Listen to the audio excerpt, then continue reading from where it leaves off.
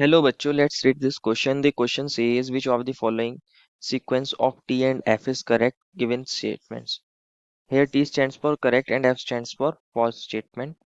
First is the more number of contributing structure, the more is resonance energy. Second is the resonance structure have different position of nuclei but same number of unpaired electrons.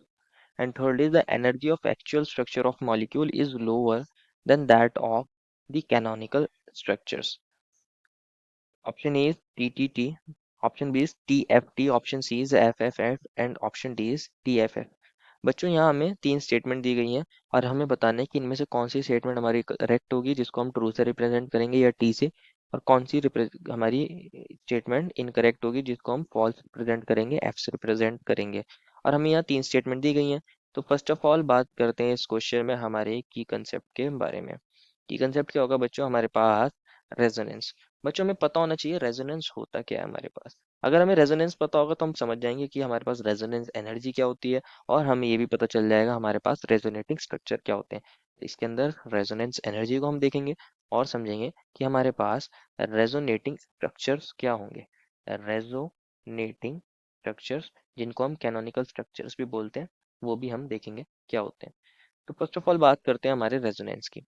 बच्चों क्या होता है, कभी कभी हमारे किसी molecule के अंदर एक स्ट्रक्चर से उसकी बॉन्डिंग को एक्सप्लेन करना पॉसिबल नहीं होता, तो वहाँ हम दो या दो से ज्यादा हमारे पास क्या होते हैं, लुईस डॉट स्ट्रक्चर्स वहाँ फॉर्म हो जाते हैं, जिनको हम कैनोनिकल स्ट्रक्चर्स बोलते हैं। फॉर एग्जाम्पल अगर मैं CO3 2 नेगेटिव की बात करूँ, किसकी बात कर रहा हूँ, CO3 2 नेगेटिव की। के अंदर क्या होगा, हमारे पास एक कार्बन से डबल बॉन्ड O होगा और एक ऑक्सीजन पे यहाँ नेगेटिव चार्ज, एक ऑक्सीजन पे यहाँ नेगेटिव चार्ज। होता क्या है हमारे पास यहाँ पे कॉन्जुगेशन की वजह से हमारे अलग अलग स्ट्रक्चर्स फॉर्म हो जाएंगे। अगर ये नेगेटिव चार्ज यहाँ चला जाए तो हमारे पास ये पाई बॉन्ड यहाँ मूव कर सकता है, और यहाँ हमारे पास O पे नेगेटिव आएगा, ये डबल बॉन्ड O बन जाएगा, और ये अगेन O नेगेटिव। अब क्या हो सकता है अगेन बच्चों, ये नेगेटिव चार्ज हमारा यहाँ चला जाए तो हमारे पास ये पाई बॉन्ड ऑक्सीजन पे मूव कर जाएगा, तो हमारे पास O नेगेटिव यहाँ बन जाएगा डबल बॉन्ड O, और यहाँ बन जाएगा O पर नेगेटिव।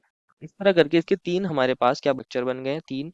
इन्हीं स्ट्रक्चर्स को क्या बोलते हैं हम, कैनोनिकल स्ट्रक्चर्स या फिर रेजोनेटिंग स्ट्रक्चर्स, और इस फिनोमिना को बोलते हैं रेजोनेंस। क्या बोलते हैं, रेजोनेंस। सिमिलरली एक और एग्जांपल ले लेते हैं हम बेंजीन का, C6H6। तो अगर बच्चों मैं बात करूं बेंजीन की, तो इसके अंदर क्या होता है हमारे पास, ये हमारी साइक्लोहेक्सेन रिंग होती है, और यहाँ हमारे पास तीन पाई बॉन्ड होते हैं, तो एक काइंड का ये साइक्लोहेक्सा ट्राईइन होता है। क्या होता है, साइक्लोहेक्सा ट्राईइन होता है। ये हमारे पाई बॉन्ड्स है, इसके अंदर भी क्या होता है, ये पाई बॉन्ड्स क्या कर सकते हैं, कॉन्जुगेट कर सकते हैं, और ये पाई बॉन्ड अगर यहाँ मूव कर जाए, ये वाला यहाँ मूव कर जाए और ये वाला यहाँ मूव कर जाए, तो हमारे पास क्या बन जाएगा, एक और स्ट्रक्चर बन जाएगा, जिसको मैं ऐसे दिखा सकता हूँ और ऐसे। तो हमारे पास इसके अंदर क्या हुआ है, पाई बॉन्ड्स की मूवमेंट हो गया है, पाई बॉन्ड्स की लोकेशन चेंज हो गई, कह सकते हैं हमारे पास इलेक्ट्रॉन पेयर्स मूव कर रहे हैं। तो हमारे पास ये रेजोनेटिंग स्ट्रक्चर होते हैं। एक चीज इंपॉर्टेंट है बच्चों, इसके अंदर हमारे इलेक्ट्रॉन पेयर्स मूव कर रहे हैं, कार्बन एटम जहाँ थे वो कार्बन एटम अभी भी वही है। सिमिलरली अगर आप ऊपर वाले स्ट्रक्चर के अंदर देखोगे, कार्बन और ऑक्सीजन अपनी पोजीशन पर फिक्स हैं, सिर्फ इलेक्ट्रॉन्स का यहाँ पे मूवमेंट होता है। Only electrons move. कौन मूव करते हैं, इलेक्ट्रॉन पेयर मूव करते हैं, न्यूक्लियस मूव नहीं करते। तो हमें जो स्टेटमेंट नंबर सेकंड दी थी कि रेजोनेंस स्ट्रक्चर के अंदर हमारे पास डिफरेंट पोजीशन ऑफ न्यूक्लिया होते हैं लेकिन same number of unpaired electron होते हैं, तो बच्चों ये गलत हो जाएगी। Same number of unpaired electron बात सही है, लेकिन डिफरेंट पोजीशन ऑफ न्यूक्लिया ये गलत है, क्योंकि पोजीशन न्यूक्लियाइज की चेंज नहीं होती। तो सेकंड स्टेटमेंट गलत हो जाएगी। अब बात करते हैं हमारे रेजोनेंस एनर्जी की और हमारे कंट्रीब्यूशन ऑफ रेजोनेटिंग स्ट्रक्चर्स की। बच्चों एक्चुअल में क्या होता है ना, हमारे पास ये स्ट्रक्चर ट्रू होता है ना ये स्ट्रक्चर ट्रू होता है, ये सभी हमारे रेजोनेटिंग स्ट्रक्चर्स हाइपोथेटिकल स्ट्रक्चर होते हैं। एक्चुअल स्ट्रक्चर जो होता है वो इन सभी का क्या होता है कि रेजोनेंस हाइब्रिड होता है।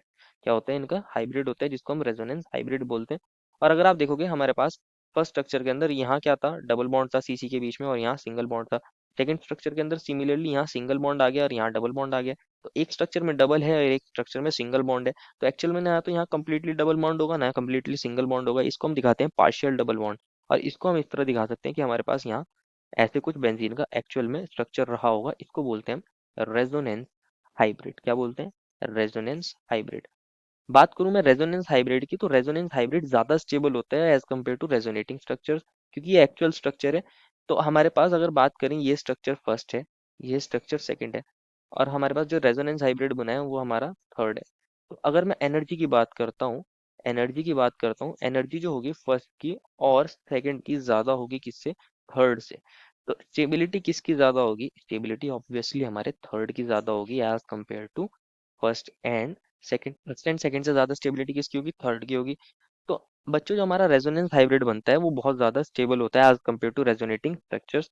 तो जो हमें बोला गया था कि energy of actual structure of molecule is lower than that of canonical structure, ये वाली बात सही है कि रेजोनेंस हाइब्रिड की एनर्जी हमारे कैनोनिकल स्ट्रक्चर से कम होती है। अब बात करते हैं स्टेटमेंट नंबर फर्स्ट की। बोला गया है जितने ज्यादा हमारे पास रेजोनेटिंग स्ट्रक्चर होंगे उतनी ज्यादा हमारे पास रेजोनेंस एनर्जी होगी। ये वाली बात भी बच्चों सही है, क्योंकि जो हमारे पास रेजोनेंस एनर्जी होती है बच्चों, वो सभी का क्या होती है? कंट्रीब्यूशन होती है। रेजोनेंस एनर्जी किसके इक्वल होती है? Sum of energies of canonical structure. जितने ज्यादा हमारे पास कैनोनिकल स्ट्रक्चर होंगे उन सभी एनर्जीज का क्या होती है हमारे पास? रेजोनेंस एनर्जी सम होती है of canonical structure in which each canonical structure contribute a definite proportional depending upon its stability. जहाँ पे हमारे पास हर एक यहाँ पे जहाँ पे हमारे पास हर एक कैनोनिकल स्ट्रक्चर क्या करेगा? कुछ अमाउंट ऑफ एनर्जी कंट्रीब्यूट करेगा towards resonance energy depending upon its stability. कि अगर कोई ज्यादा स्टेबल है तो एक स्पेसिफिक अमाउंट ऑफ एनर्जी को कंट्रीब्यूट करेगा, कोई कम स्टेबल है तो वो एक specific amount of resonance energy के अंदर कंट्रीब्यूट करेगा अपनी एनर्जी को। तो हमारे पास रेजोनेंस एनर्जी उन सभी एनर्जी का सम होगी। जितने ज्यादा हमारे पास कैनोनिकल स्ट्रक्चर या रेजोनेटिंग स्ट्रक्चर होंगे उतना ज्यादा हमारे पास कंट्रीब्यूशन होगा, उतनी ज्यादा रेजोनेंस एनर्जी हो जाएगी। तो बेसिकली रेजोनेंस एनर्जी होती क्या है? ये स्टेबिलिटी को डिफाइन करती है। किसको डिफाइन करती है? स्टेबिलिटी को डिफाइन करती है। जितना ज्यादा हमारे पास रेजोनेंस एनर्जी होगा उतना ज्यादा हमारे पास सिस्टम क्या होगा? स्टेबल होगा। और रेजोनेंस एनर्जी ज्यादा कब होगी? तो हमारे पास ज्यादा रेजोनेटिंग स्ट्रक्चर होंगे, या कह सकते हैं कंट्रीब्यूटिंग स्ट्रक्चर ज्यादा होंगे। तो हमारा स्टेटमेंट फर्स्ट भी सही हो जाएगी। Therefore final answer is option number B. I hope you understood it well and best of luck.